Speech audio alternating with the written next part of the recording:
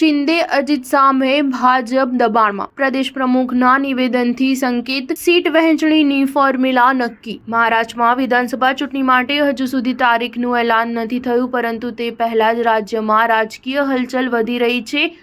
Seat વહેંચણીને લઈને મહાયુતિમાં ચાલી રહેલી રાજકીય ઉથલપાથલ વચ્ચે એક મોટા સમાચાર સામે આવ્યા છે. 15 ઓગસ્ટ સુધીમાં મહાયુતિની વિધાનસભા ચૂંટણી માટે સીટ વહેંચણીની ફોર્મ્યુલા નક્કી થઈ જશે.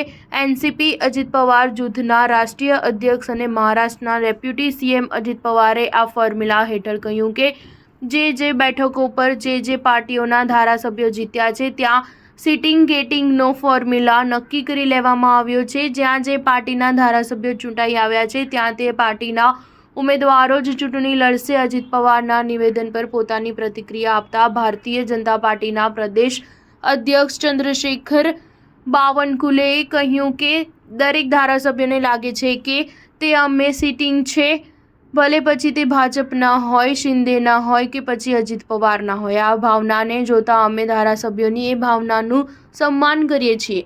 આ ભાવના પાકી છે. 1-2 સીટ આમ તેમ થઈ શકે છે. ભારતીય જનતા પાર્ટીના પ્રદેશ અધ્યક્ષે કહ્યું કે સિટિંગ ગેટિંગ સંબંધે આ ધારાસભ્યોની ભાવનાઓની વાત છે. ગઠબંધન અંગે ત્રણેય પાર્ટીના નેતાઓ દેવેન્દ્ર ફડણવીસ, એકનાથ શિંદે અને અજીત પવાર વચ્ચે વાતચીત થઈ ચૂકી છે અને સીટ વિતરણ અંગેનો સંપૂર્ણ નિર્ણય 15 ઓગસ્ટ સુધીમાં થઈ જશે.